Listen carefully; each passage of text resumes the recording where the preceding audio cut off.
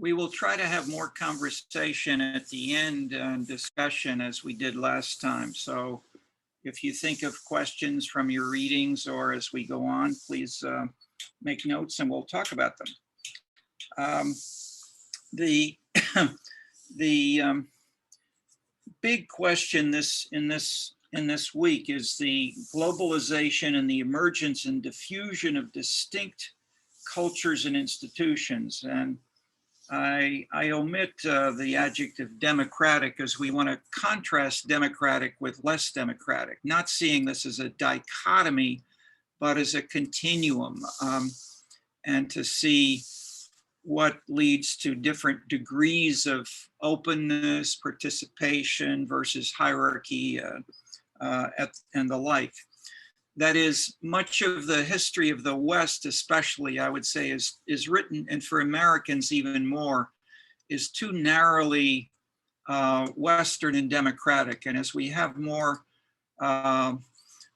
visibly and open global, literally global discussions, we need to bring in non-Western examples more explicitly to contrast, as this is very visible in discussions I'm especially having with my Chinese collaborators these days. We see more of ourselves in the West in a much more modest way in that respect. Let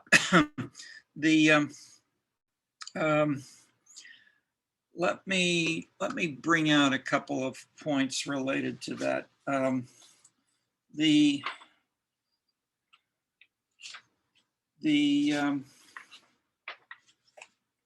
me show you a little. That is only last year did we bring in for the first time an explicit focus on Mongolia and China as how this has been globally important. And let me try a little bit, see if I can do this okay myself without the help of others. I'll try to share a window and I'll go over to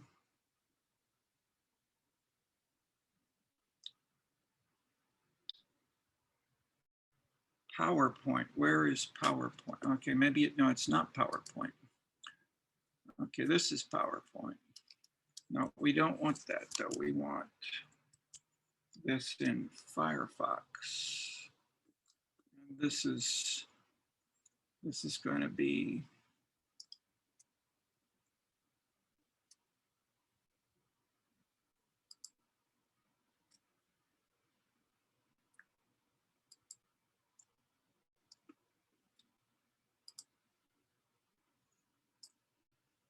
okay. I think you see the this map.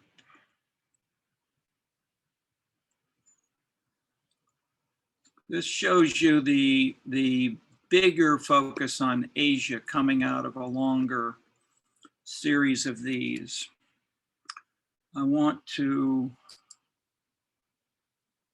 okay, this is only this one. No, this is PowerPoint. All right. Let me just give you a little bit of this on the background of this. This came from Alan Zhang, who prepared a little bit of this last year, and I'll show you a little bit of this just for fun. I am the punishment of God. This is the, if you will, the more general, more recent versions. Plus Hollywood-like imageries.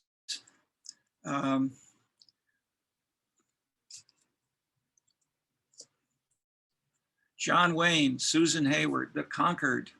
I am Tamjul Barbarian. I fight, I love, I conquer like a barbarian. Okay, this is the image that some of us in the West may have and around the world. But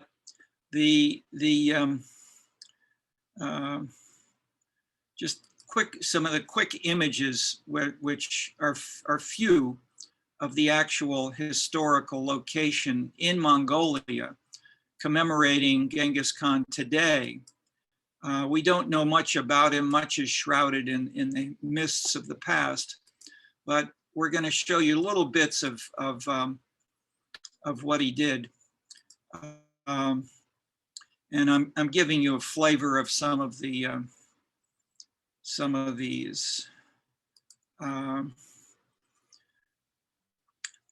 In the red area, we had these Tartars, Mongols, many others fighting, where more established to the south were multiple Chinese, family related, like the Southern Sung Empire was major, the Kharata and so forth. Genghis Khan himself was practically, had practically no serious family, no serious connection. So if you think of warring tribes in the manner we have in Afghanistan today, or you know from Macbeth, the sense of an individual seeking to dominate surrounding areas, but with no state in the sense of the modern army. Much of the world and much of world history consisted of these, and specifically in Mongolia at that point. But then let's see if we can shift here to, I'm gonna find, where have I got here? This, if I go over here to window, bookmarks, history. Okay, now these,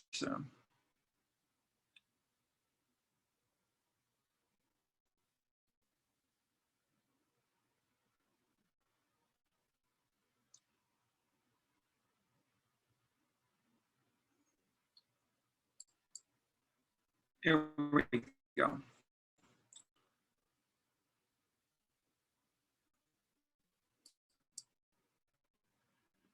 All right, so no matter where you are, compose a cover letter that stands out. Men were highly trained and loyal. After they bypassed the hopeless. Okay, so just a little bit on Genghis Khan. Soldiers Genghis Khan was fighting against his brothers, against these small other groups there. And then 7 with an army of 30,000 men. Okay. Temujin's 20,000 men were just. I don't have another connection. Are you now, what are you now seeing on your screen that I'm showing you? It's still page 12. It's just the book cover, I think. Okay, so let me, page 12. All right, let me switch again then. Let me just make this.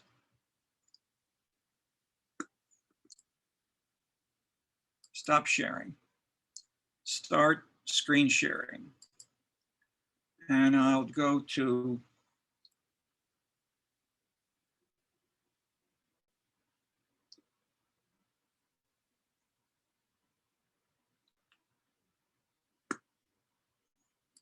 desktop 2. Okay, so if we use desktop 2, then I'll have that. Then I'll drag over there. Desktop 2. We drag to there. Okay, so now do you see the one that says YouTube in the upper left?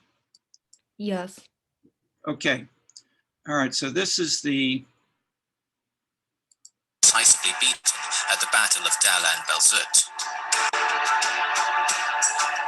Not much is known about Temujin's life in the next 10 years, but in 1197 we see him commanding a united force of the Mongols, the Karaits, in the war against the Tatars initiated by the Jin dynasty.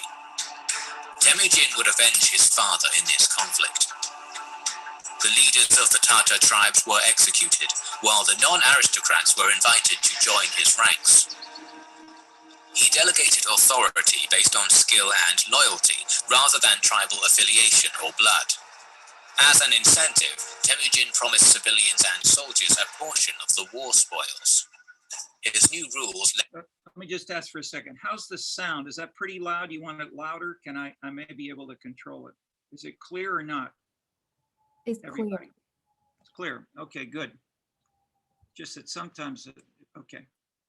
Laid the foundations of a code of law which would eventually be developed and applied to his empire. His father's death influenced Temujin, and one of the laws was that hospitality was sacred. Guests and envoys should not be harmed. Temujin revolutionized the steppe world. Each victory brought more warriors to his side, and he reformed the Mongols into an army. The decimal system was implemented, and the army was divided into tens, hundreds, thousands, and 10,000s. Transfers between the units were forbidden, and if one man deserted, the other 9 in his unit were put to death. Commanders were chosen by their men, except for the commanders of the 10,000s, so-called tumens, who were hand-picked by the Khan himself. This chain of command allowed flexibility, discipline, and loyalty, and was vital to performing sophisticated maneuvers. Every able-bodied man had to be a part of this structure. In 1201, a number of opposing clans called a council, Kurultai in the Mongolian language, and declared Jamuka the Khan. This sparked a five. Okay, then let me drag forward to. So critical point here, this was not a simple top-down military like the American today, or most armies of the world, where it's totally top-down in the sense of not having the sergeants or the lieutenants or the majors chosen by the lower level soldiers. This is taking the egalitarian ideal that we know from the Greeks, where the Greek soldiers, some of them, would elect their leaders, and they would decide, shall we fight on this in this battle? And they would all say, yes, let's go, or no. So you had debates of, I won't say debates, but quick. You had to act quickly, but these were still not just made by a distant general. So there was a sense of openness as well, that you did not have to be of the same clan, of the same religion, of the same ethnicity. If you were loyal to Genghis Khan and to his army, he would reward you and your family and others afterward. But you had to meritocratically achieve, and Napoleon carried on bits of that. All right, so let's watch that for some differences here, and push on and see how different this was from the classic Chinese armies and the Western armies, and how the fantastic success of Genghis Khan grew out of some of these very, very different patterns. So let's go to. This time with even more knowledge about their enemy and siege warfare. In 1213, when the Mongols invaded again, their mobility prevented the Jin from organizing a successful resistance as their countryside was raided. The Mongols began besieging multiple fortresses and cities and waited for the enemy to attempt to break the siege, only to be ambushed and defeated. The Mongols were fighting guerrilla warfare within a forest. Okay, siege, the critical point here is, I skipped over, it said when they first attacked the Chinese, they won in the countryside with their horses on horseback, but they lost in the cities. How to invade the cities. And their military principle was what they call the siege, of surrounding the city and leading people to be starved or tired or give up over maybe a year. So they did this multiple times, and this was done again by Napoleon and by Hitler in trying to take over Russian cities. But both Napoleon and Hitler, and earlier some of the Roman armies that started, were basically beaten by the cold weather, and the siege failed. But nevertheless, where and how sieges worked were critical. So here, what did they do that worked? Foreign land. The cities that surrendered had most of their inhabitants murdered or enslaved. However, engineers, artisans, merchants, doctors, teachers, priests, and administrators were spared and asked to join the Mongol horde. Many others were taken and used as meat shields for the following sieges, marching in the vanguard to block arrows or discourage the archers from firing. After securing all Jin lands north of the Yellow River, Genghis moved against the capital of Beijing and besieged it. The Mongols tried to starve the city out, but after a few months, an epidemic spread through their camp, and they had to negotiate with the Jin Emperor Xuanzong. He agreed to peace in exchange for a tribute of loot, men, horses, and his daughter, along with subjugation to the Mongol Khan. Thus, the Mongols left China and returned to Mongolia with their treasure. But just outside the Great Wall, a messenger galloped to Genghis Khan. The emperor had moved his court to Kaifeng to the south. This enraged the Great Khan, as it signaled that the Jin planned to retaliate. The Mongols quickly returned to Beijing and besieged the city with the help of thousands of Chinese engineers. The city was surrounded, breached, and razed. For weeks, thousands of carts hauled loot back to Mongolia. The fires in the city burned for over a month, while its people were massacred. What was once considered a nuisance had brought a 20 million strong nation to its knees. And now, the Mongol devastation was heading west. Hey everyone, welcome to Forward. We are in New Okay, that's a particularly dramatic case of China, the largest country in that part of Asia, had been humbled by, in a sense, self-discipline, a very small, highly focused group, and they won.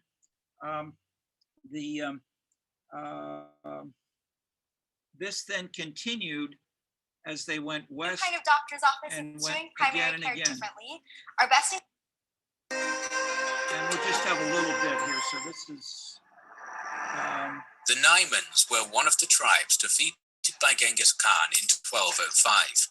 After the defeat, the prince of the tribe, Kuchlug, fled to the west. In 1208, he was defeated by Genghis yet again and found refuge in the nearby west. Okay, let's not continue with these as these were superseded. When he got to, so the only time that China and Russia have been one empire was under Genghis Khan. Stalin, Mao never joined each other. They were separate nations. Genghis Khan defeated both of them. How and why? The Russian area at the time was not a nation. It was more like Macbeth, separate warlords. There was no czar. And individual warlords or dukes or aristocrats of various sorts did not want to take on this highly trained and successful army. And so they basically gave up. They did not fight for the most part. And so most of Russia surrendered to Genghis Khan and remained part of the Khan Empire for almost 250 years. All right, let's just have one. The biggest city of the time in Russia was, and let's go to Kiev, which was today, obviously, in a little bit to the west, 335-36.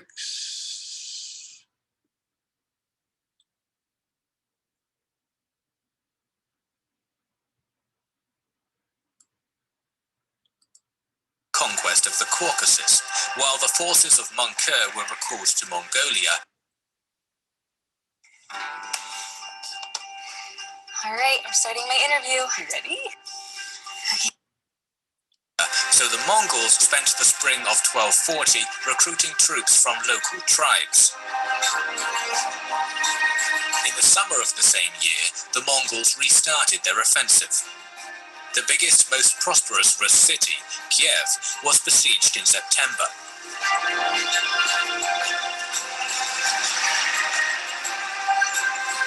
The envoys sent in were killed, and the city fell after a 3-month-long siege.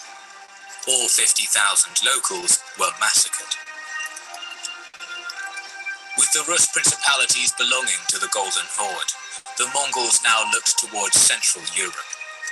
The Venetians delivered on their deal with Subutai and provided him with valuable information on the kingdoms they were facing, which allowed him to plan a devastating campaign against all of Europe. In December. Okay. He stressed as well information. So Venetians were the major beginnings of trade in the world and sophisticated enough, but they gave away lots of the information to Genghis Khan about how all of Europe existed, was ruled, where to go and not. And that was critical. So they invaded parts of Poland and Hungary. I'll just show you a little bit, but the basic point, they did not try to go further. They did not try to go into Germany, France, and so forth. And they did not go into southern Russia, and they did not go into India. So they avoided areas where there'd be battles or the land was not right, and so forth.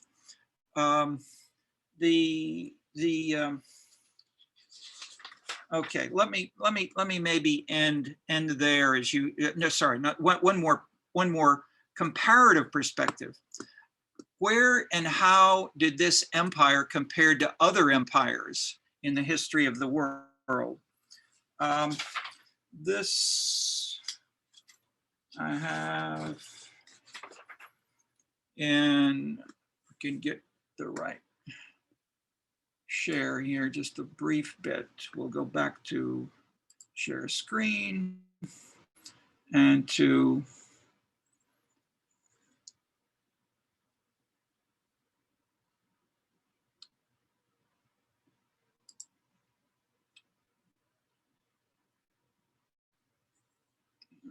I don't want that. I want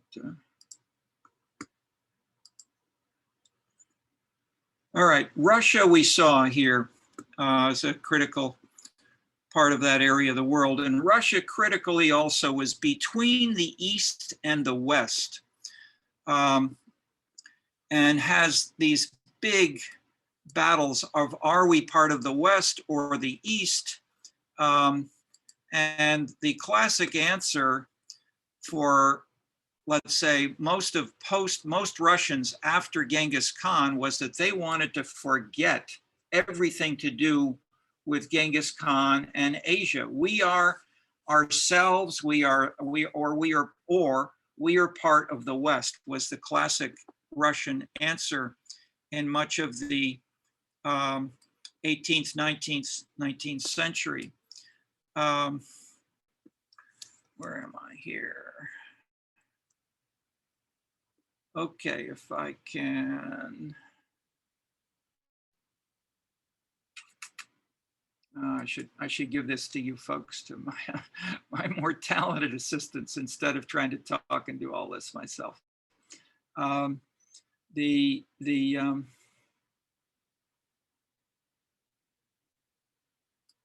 Okay, so here's the.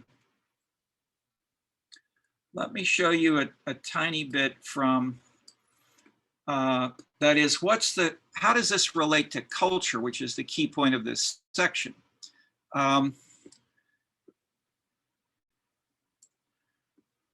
Let's look at what sounds like a dramatic change of mode. Natasha's Dance, A Cultural History of Russia by Orlando Figes, is a British historian. Very, very smart, interesting book. Let me scroll down to, whoops, it's above here. Little bits, and I'll read one or two little bits here.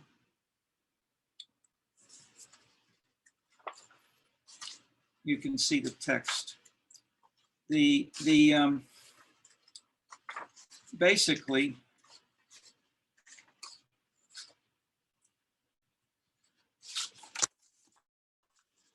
1237, the Mongol horsemen conquered the largest city, the only large city that really resisted, which, as you saw, was totally crushed. Russians were too weak and internally divided to resist, and in the course of the following 3 years, every major Russian town, with the exception of Novgorod, had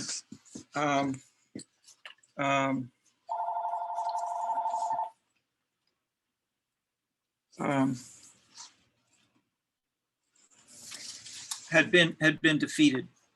But the Mongols did not occupy the central Russian lands. They settled with their horses on the fertile steppes to the south and collected taxes from the Russian towns, over which they exerted their dominance through periodic raids of ferocious violence. It is hard to overstress the sense of national shame which the Mongol yoke evokes in the Russians. Unless one counts Hungary, Kiev Rus was the only major European power to be overtaken by the Asiatic hordes. In terms of military technology, the Mongol horsemen were far superior to the forces of the Russian principalities, but rarely did they need to prove the point. Few Russian princes thought to challenge them.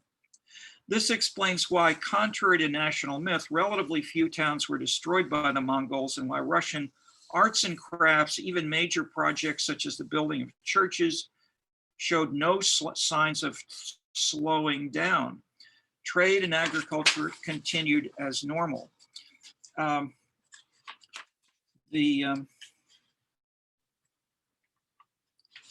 it lasted for 250 years, roughly, until, here I'll flash forward again to,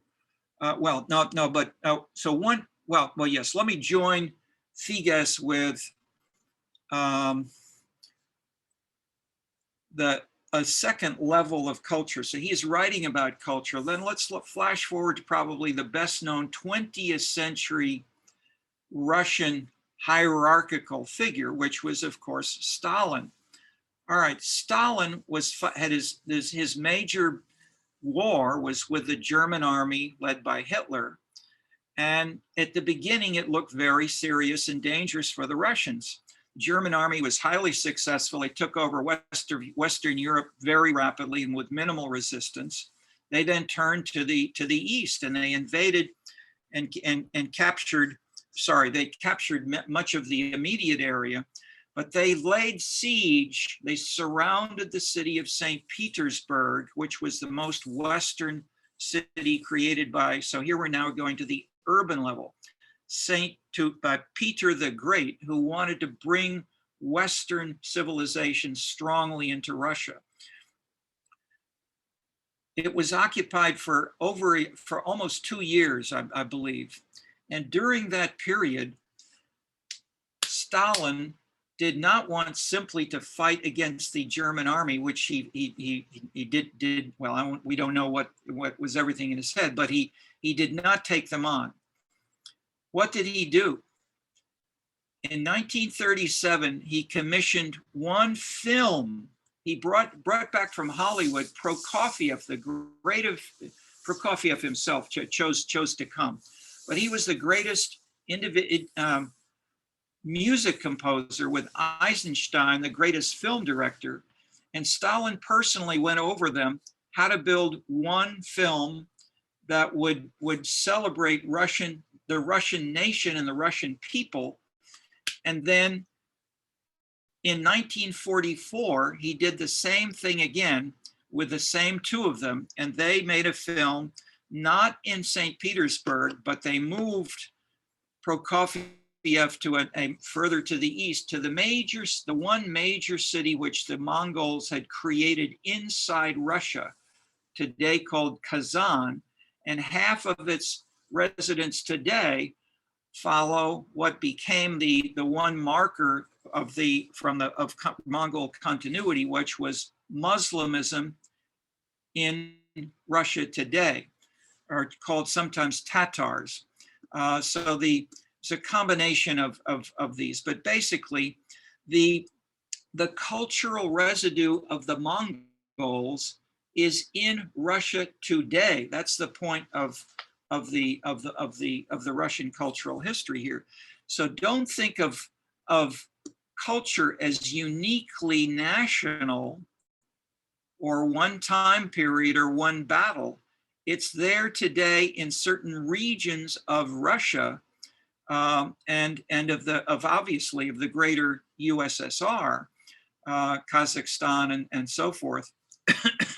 Just as it is, as Elazar pointed out, and as Elazar is stressing, carried through individuals who don't necessarily change so much as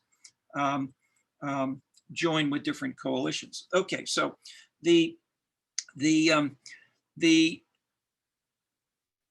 second film they made was called Ivan, and in the Russian literal translation, it would be Ivan the Formidable, although the more common Western translation is Ivan the Terrible. Ivan was, why was Ivan made the subject of a film in 1944, when every bit of resource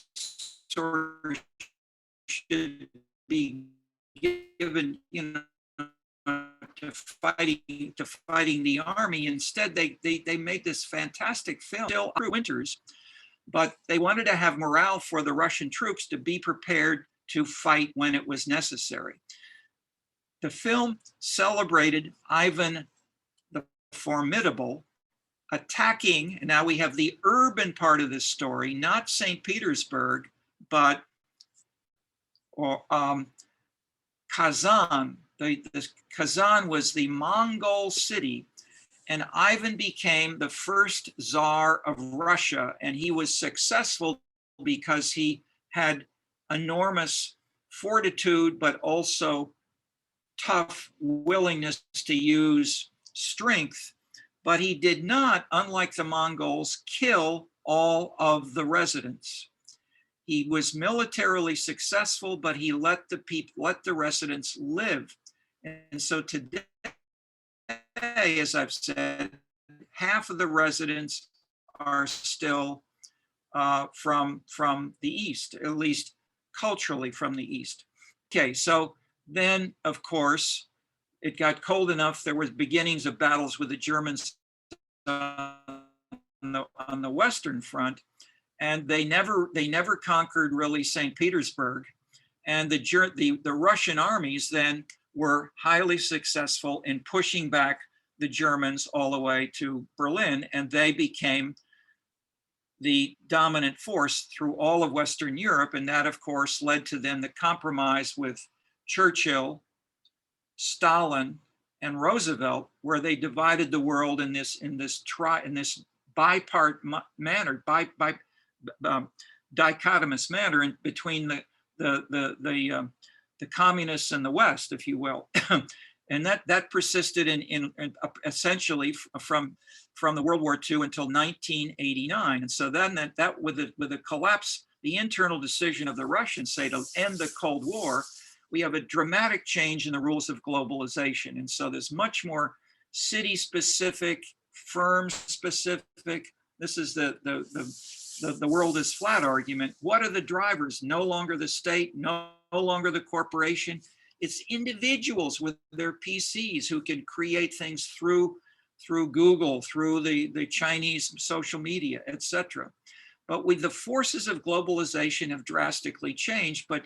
But even in the words and the actions of Stalin, he used culture and in building on these cultural differences within Russia that went back to the use of terror and force and violence when it seemed appropriate. So rather than seeing culture as separate or distinct from strong world leaders from Mao to Stalin have used culture very explicitly. So Mao's toughest period was called the Cultural Revolution.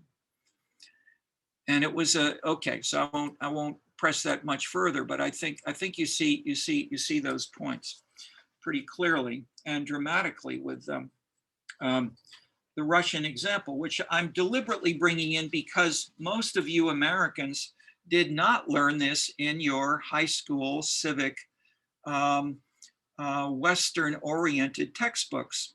And I knew very little about this until recent years, but you can see how well this connects with Elazar's internal, let's say his Western-oriented analysis, plus his internal domestic analysis of the United States. In similar manner that you can then see as well the many regional differences within within China, with the different families, the different subcultures, which I won't try to go into in detail.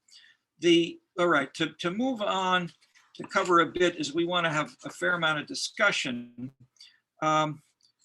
We've covered the big simple points of Lipset and can do more as appropriate.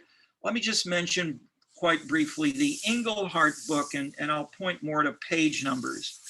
Pages 75 to 76 summarizes the big points in a graph and table.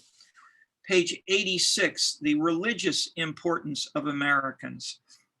That if you ask the French, what kinds of organizations do you belong to? The French do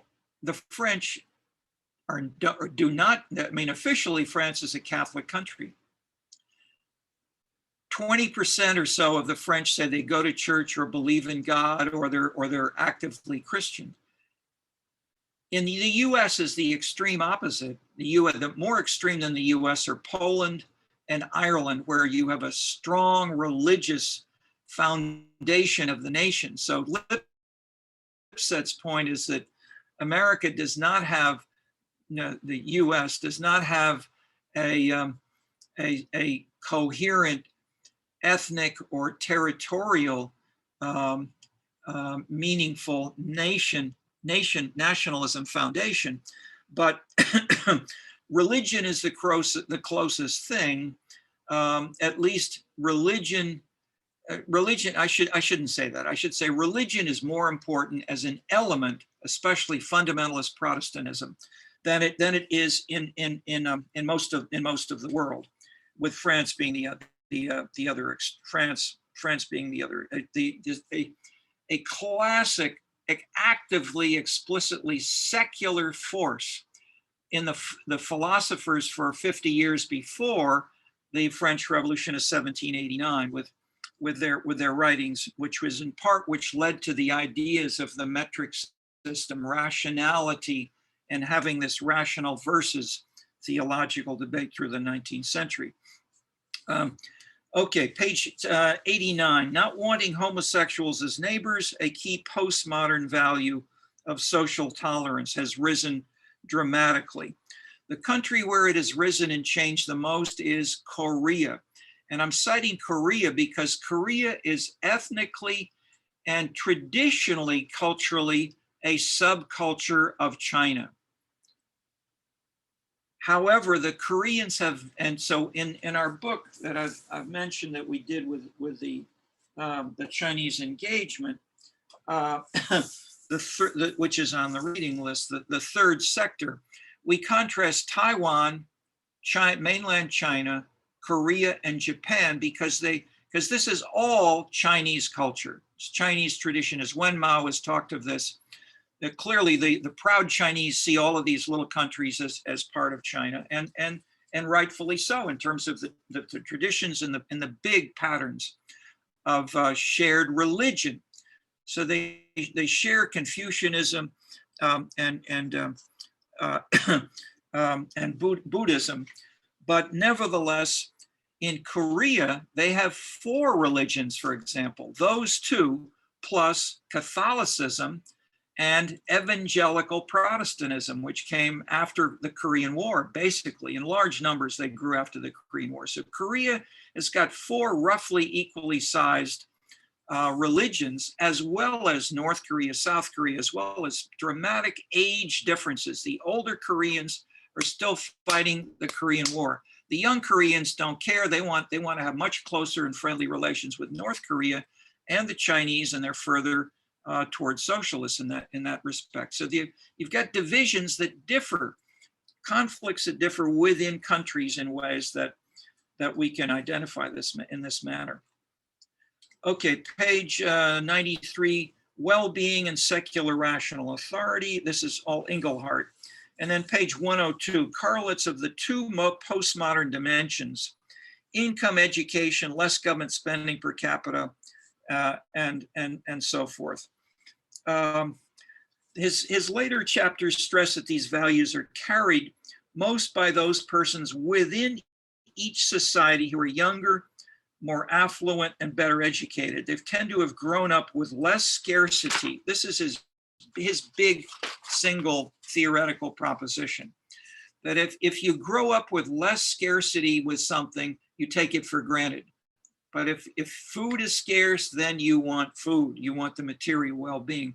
Once you've got food, clothing, and shelter and more, then people shift to, and it's a materialist kind of proposition. It's saying that materialism really drives unless you don't have enough material. Elazar and I mentioned briefly, and I worked together for a chunk of a year, and we used the World Values Survey, which Engelhardt created. So he not only had this as his book, his book grew out of meetings and meetings and meetings with people around the world, surveys with massive numbers of countries, and over now something like 140 countries where we have national surveys of at least 1,500 people. But what's new and distinctive is they repeat the same questions again and again. And they do them in blocks. So you may have the same, and then the same one repeated 5 years later. And in between, you ask a second block. So one year it's on the state, another year it's on civility, another year it's on religion, another year it's on another topic, subtopic. But they repeat over time in ways which most social scientists never do, with the exception of the NORC General Social Survey, which is called the ISSP. So the world value, the WVS and the ISSP are the major examples here.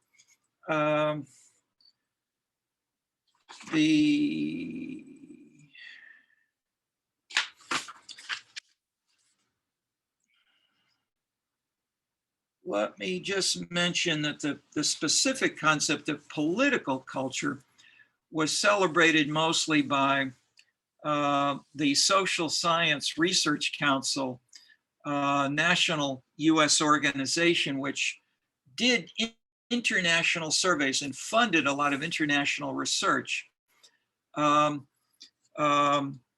Africa, in Latin America, in Asia. Then after, in the 70s, as there was emerging, and a lot of it was focused on not the legal, simple, classic administrative discussion and description, but instead building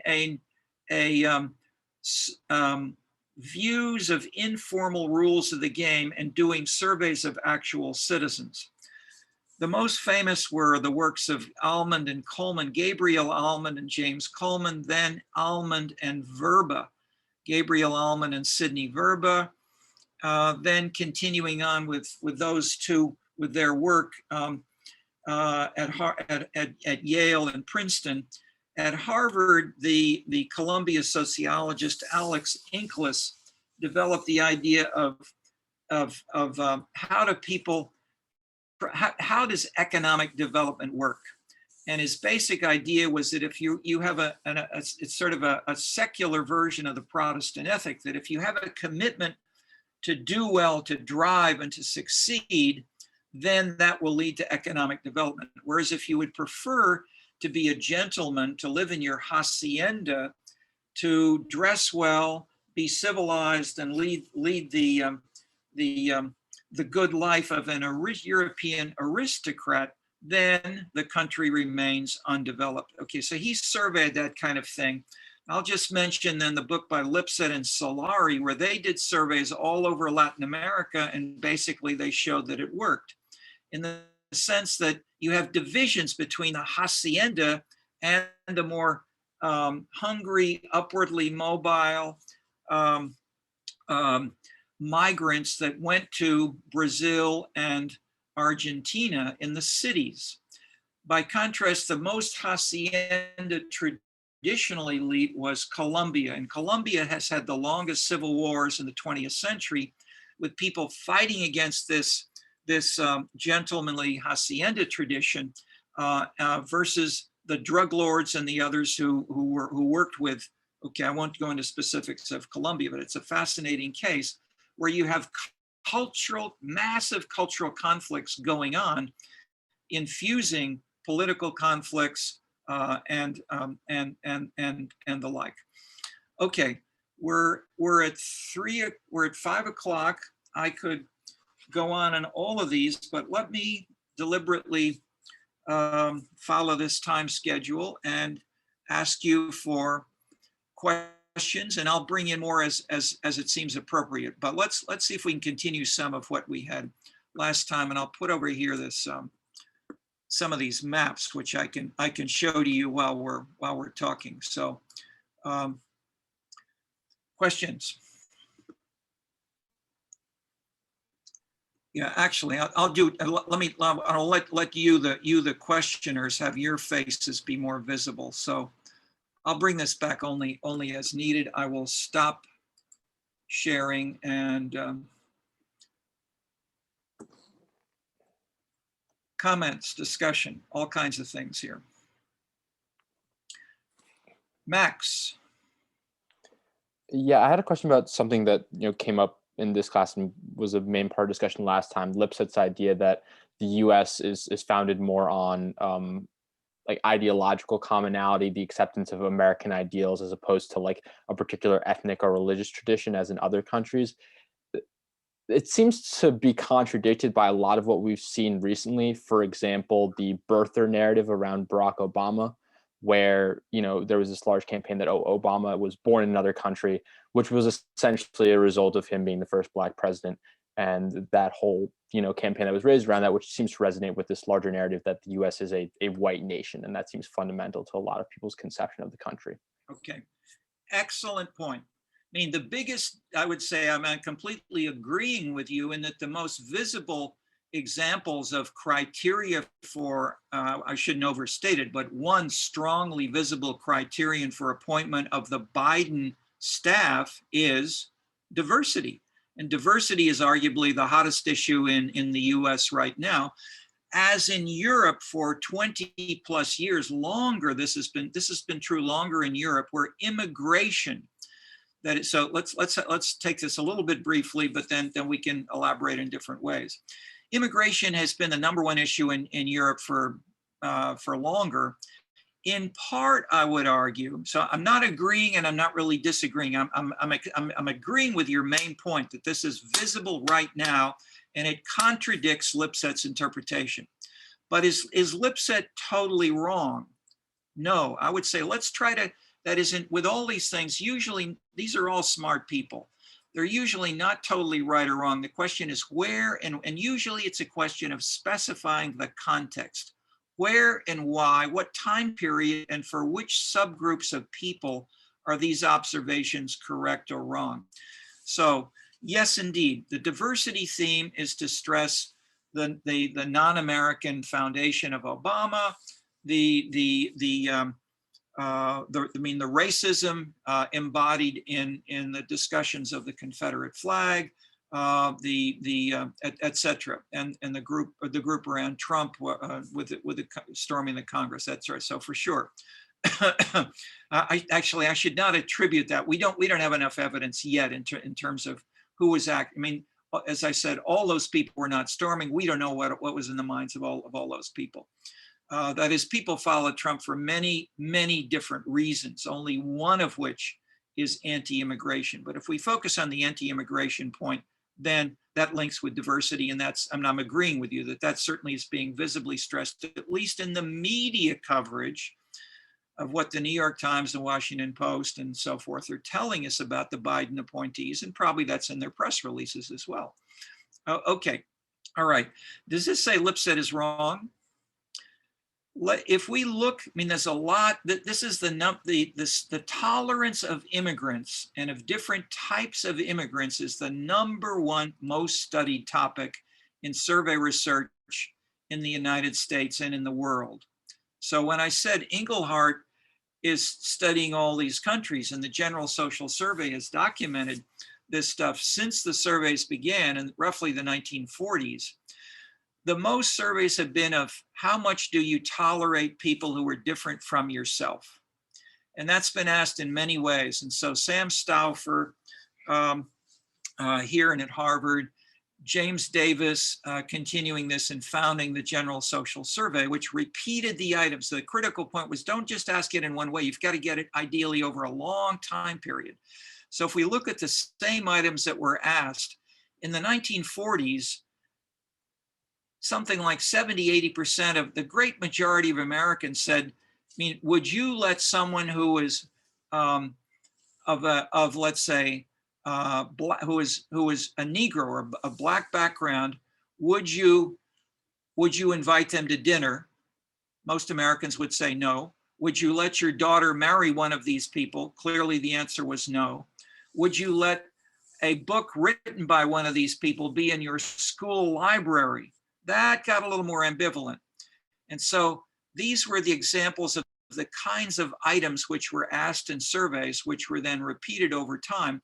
But the big story was that you could see open, visible, clear anti-immigrant and especially anti-Black, but then also big differences between those countries that were further culturally and ethnically and religiously from Northwest Europe,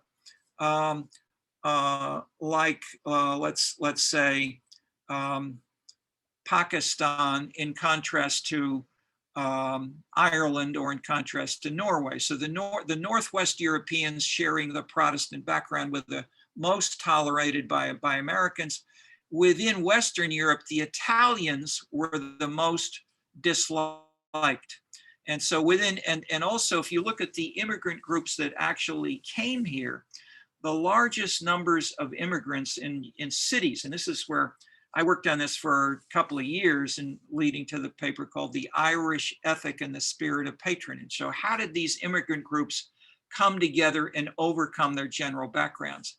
The people who succeeded most were not, well, that is, that the oldest approach is in Robert Dahl's Who Governs, and it was initially basically join us. So the white Anglo-Saxon Protestants had assimilation, but mostly there were no immigrants until the late 19th century. That is, the large number of immigrants were the second half of the 19th century. At that point, they were from Roman Catholic countries, and the biggest were Poland, Italy, Germany, and in places like New York, Boston, New Haven, Chicago, or I leave out Chicago for the moment. And they were united under the Irish Catholics. The Irish Protestants were from Northern Ireland, and they went to the American South. They did not come to the big northern cities. So the Irish Catholics created a style of leadership, which I then identified with 5 dimensions went into, because they were so political, because they were more like Genghis Khan. They did not say, vote Irish, and you must be Irish to vote for us. They, by contrast, they said they worked through the Roman Catholic Church and they worked through the Democratic Party, and their bigger coalition, if it was in terms of the primordial background, was Catholicism. So they went to because all these groups I'm mentioning, except for the Germans, the Poles and the Italians were Catholic. However, the Italian American Catholics, only 20 to 30% of them sent their kids to the Catholic schools, and only 20 to 30% went to church on Sunday in the surveys. 80% or so of the Irish Catholics sent their kids to parochial schools and went to church. So the Irish ethnic, political, cultural leadership linked with the Democratic Party and the church, both of which were not specifically Irish, but which encapsulated the Poles, because the Poles were much more religious and more involved with the church schools. So basically, with this coalition, in New York, it was Tammany Hall. In Chicago, it was the Democratic Party. But the Democratic Party was still only one. The Democratic Party was not important in Chicago until 1930, 31, 32, and really the 1933 national election when it brought Roosevelt to power.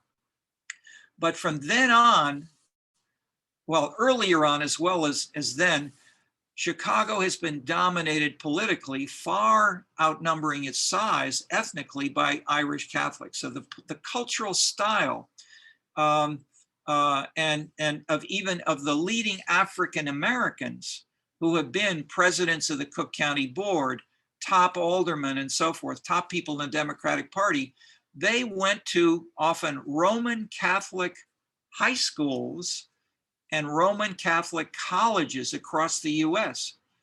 I've been doing the oral history of Chicago since the election of Harold Washington with Bill Grimshaw and Jackie, his wife. Bill is white, Jackie is black. But she grew up and went to a Catholic high school and Marquette College, Roman Catholic college. So she then had a talk show for 10 years or so on the leading African American. No, it wasn't there. It was NPR. I think the NPR station basically had her talk show critiquing Daley and other things that happened for 10 years. That is, I won't say simply critiquing. I'm making the point. The culture of Roman Catholicism unified a political bloc generally led by the Irish at places like Marquette, Notre Dame, Georgetown University in Washington. Those are the elite colleges. Then there are a couple of smaller ones, but they're not very many is the point. They're not top, they're not Harvard, Yale, and Princeton at all. So these groups thus have been major forces within US cities. All right, so why did the Irish succeed so powerfully? Not because of their ethnic specific, and here I would agree with Lipset and with Max Weber. And so the paper is entitled "The Irish Ethic and the Spirit of Patronage."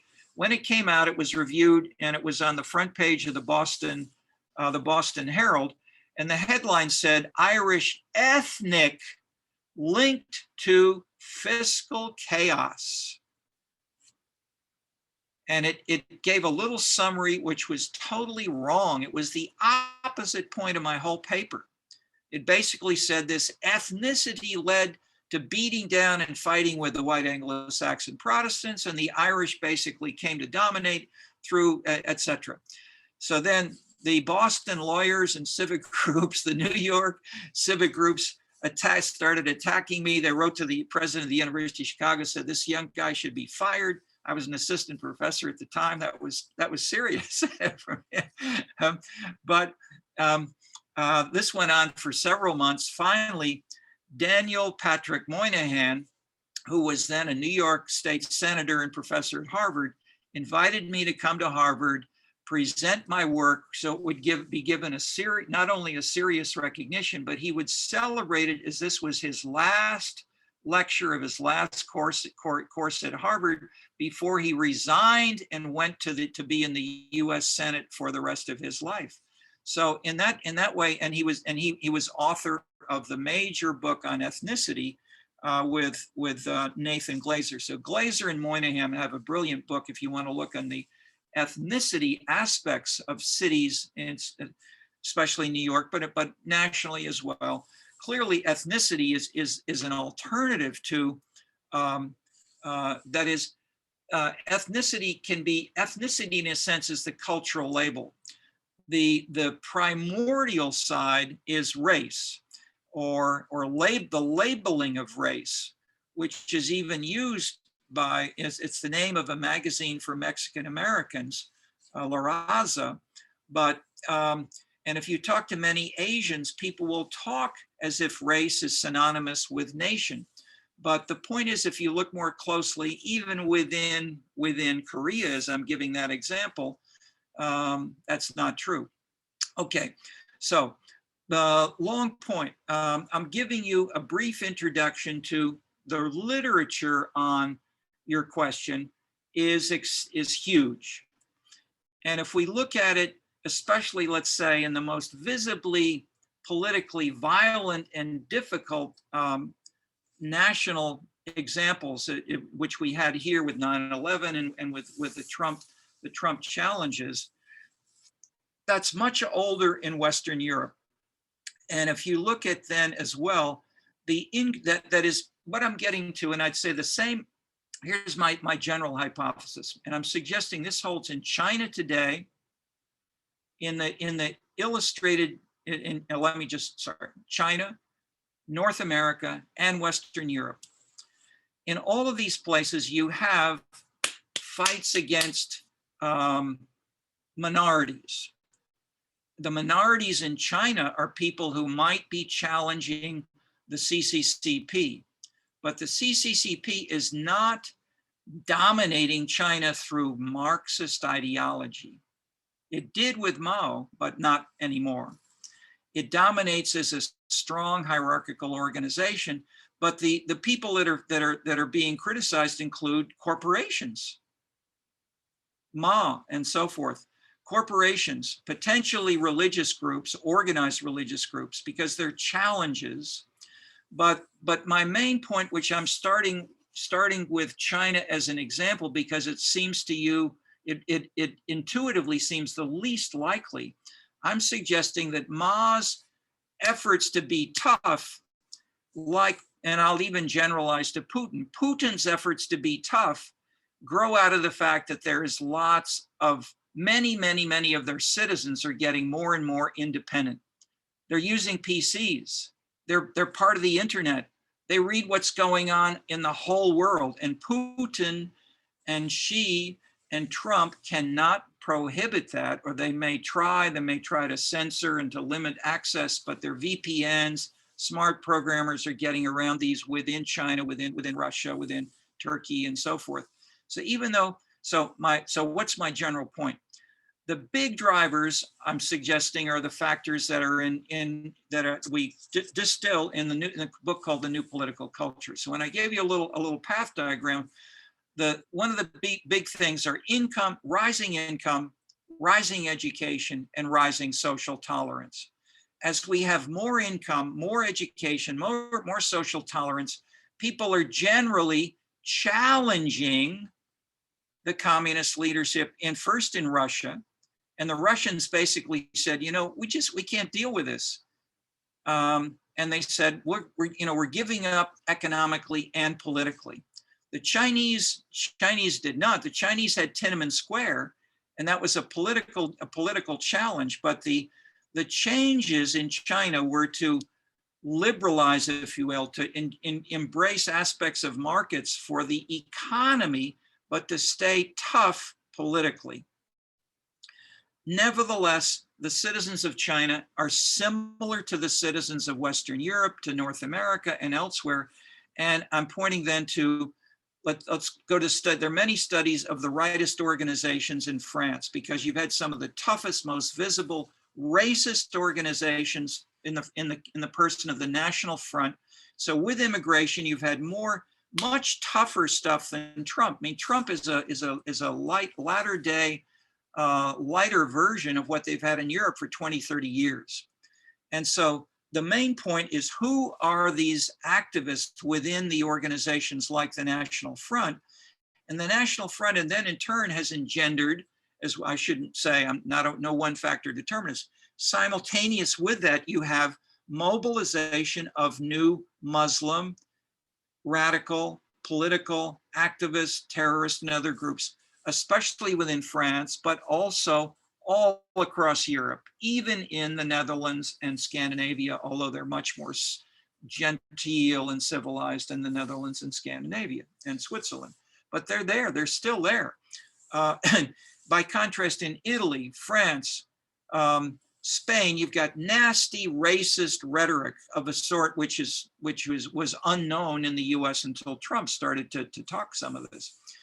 Okay, so the quick point I'm getting to is around the world, the general point I'm getting to is that Lipset is right in the sense that people are changing their values. They're growing more tolerant within China, within Italy, and so forth. But as they grow more tolerant, as they don't want to be treated as cogs in a big political machine, and the same is true more visibly if we look at the American counterpart, Chicago. Chicago used to be a political machine where the cogs would vote the straight party line. That has been less and less true for 30 years with the emergence of Jane Byrne and with populism in that sense, in the sense that so let me add another version. If you look at the look at who the political leaders, who were the people who really were active in 9/11, who on those airplanes here in the US, within Europe, who are the top leaders in these proud anti-French groups? They tend to be highly educated, often children of professionals, children of doctors and lawyers who are also Muslims, but who resent the fact that they are so successful economically and educationally and in income, but they're not treated as totally French. And so they resent that, and that has led, they are the leaders. And so I'm pointing to a cultural dynamic, but I'm saying it only exists because, and I would say in similar manner, African Americans grew more proud, and that is the Black Power. The Black Power symbolism only emerged in around 1964. There's a great ethnographic book on this called Freedom Summer. Why and how did the civil rights organizations of Martin Luther King, whose major foundation was ethnic integration, racial integration, they reversed that with Black Power with Stokely Carmichael after the Freedom Summer of 1964, where there was an adoption of Black Power symbolism. And I would point to the same thing. In part, it was because the success of the civil rights movement was so great that they wanted to ratchet up to something higher. And so you had a cultural dynamic, which was not the simple old-fashioned racism of the past. And that cultural dynamic, in a sense, by escalating its demands of total equality, that in turn has led to anti-total equality demands on the other side.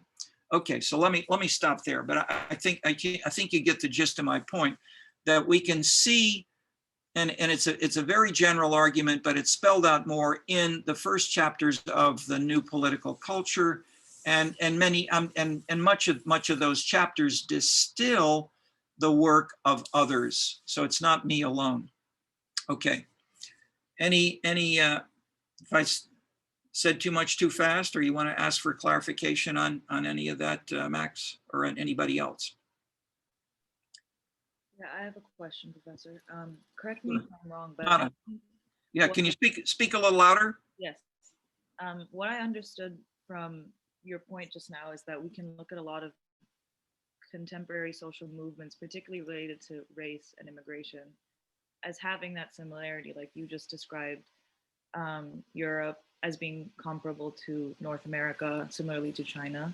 But wouldn't Lipset's point be that the way that race is being talked about right now in America is fundamentally different because of, like, I understood his point as being the way that the American political system was set up dealt with class very differently than how Europeans did. And that was his basis of talking about American exceptionalism. So is your point right now that these, like, particularly racial social movements can be compared across the world? Because I thought Lipset would say something different. Yeah. I'm a little bit Okay. confused. Again, you are right. And Lipset answers your point and I said this, maybe it's not something you all looked into. Lipset says this in detail in a long chapter on African Americans. Then he has a long chapter on the Jews and he says again and again, the Jews and the blacks fit this general characterization the least. They were the most, there was anti-Semitism until well after World War II. And we have the fundamental, I mean, the deepest political cleavage in America today is still, and as I made the point, a feudal cleavage, which separates African Americans from everybody else.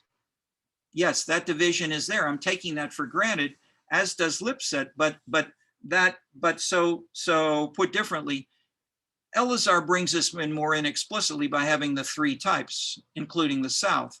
Lipset does not talk about the South as separate. He doesn't deal, but he does, I mean, look at his chapter on race and on African Americans and race, and he agrees with you. So he's talking mostly about, but I mean, African Americans are something like 12% of the US population. So, and Jews are, 3-4%. So that is, he's saying, yes, these are true for the Jews and the African Americans, but they are a small minority within the general story. So he's leaving out the differences between New England moralism, Middle Atlantic, and other, I mean, there are later books now where you've got 15 regions or 7 regions or 23 regions. So there are many ways to try to break these things up, no one of which is necessarily totally right or wrong. It may be that there are differences between Utah and Kansas and between Kansas and Minnesota and so forth that a different analysis would heighten more. But the big point is in terms of the feudal, and so when I've said again, another way to put it, if we look at a scene of people marching in a parade or demonstrating right now, you will have feudal distinctions, which is the race distinction. You will have distinctions which are class distinctions, which comes from historically. So I'm pointing to as I did that quick overview, I pointed to the original historical origin of feudalism leading to slavery and to the imagery, the culture of slavery. Unions is leading, you have class politics with industrial society in the 19th century, 18th, 19th century coming up and then weakening now, plus then civic groups spreading globally. Only after World War II did they really come to Asia and continental Europe in a serious way. Then the new social movements of women, etc. And then the new social movements, which come, the Occupy movement and so forth. And then scenes where there may be people as individuals who are not part of any organization at all. And this connects with the idea that all you need is a PC to create your own. So I mentioned the woman from UIC who started her own, she didn't try to create a movement. All she did was print her own bumper stickers. She went out and said, you silly women who were, she didn't say women, she said, you people who are insecure driving an SUV. So so I'm pointing to that as illustrating the huge range of options. They're all going on simultaneously. So Lipset is pointing to the values part, but he's not necessarily disagreeing with anything that I'm saying here.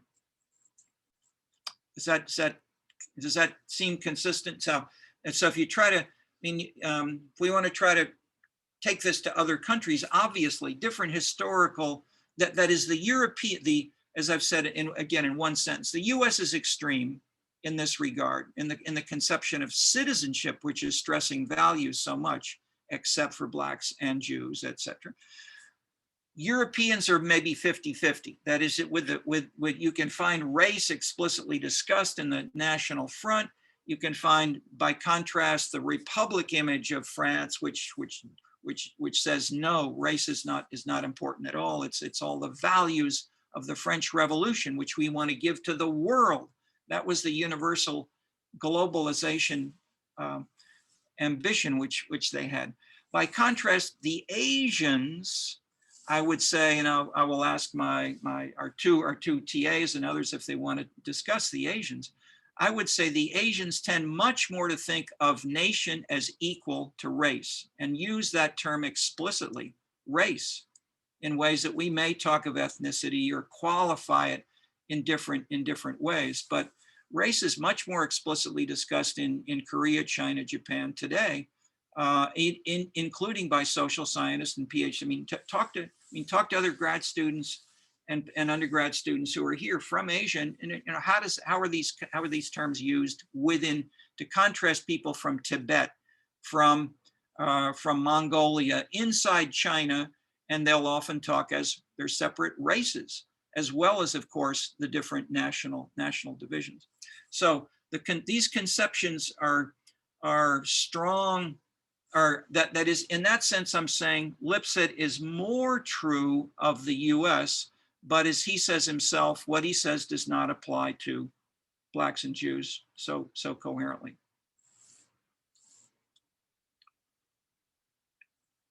You still look doubtful. Yeah, no, I mean, I don't know. I feel like we could go on for a really long time. No, but that is, I would say, don't think of me, for all of you, don't think of me as trying to say any one view is right or wrong. Try to look at cases, look at bits of evidence, look at examples, and let's see where and why, how much they would fit these multiple different perspectives. So when I've said in that overview that I've listed the 6 or so types, I mentioned feudalism, you know, class, all of these I'm agreeing with you, they're still there. But the question is how much do they explain? And that's where I was amazed to find, when we started to look at this, race, class, gender, and national origin explain about 15%. So there's a lot more going on than just those simple categories.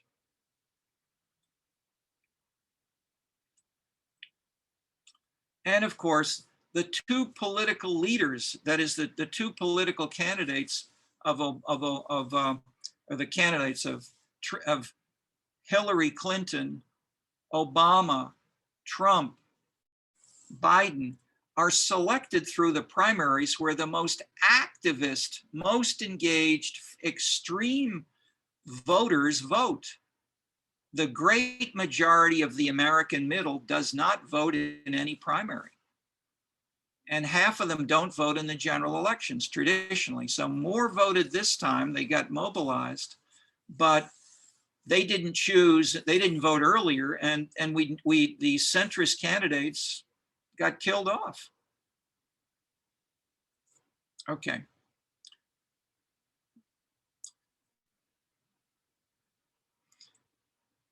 So I think what okay, I won't say any more.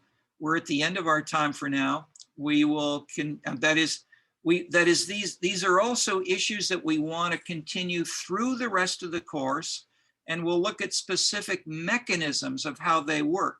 Not to say that any one of these interpretations is, quote, right or wrong.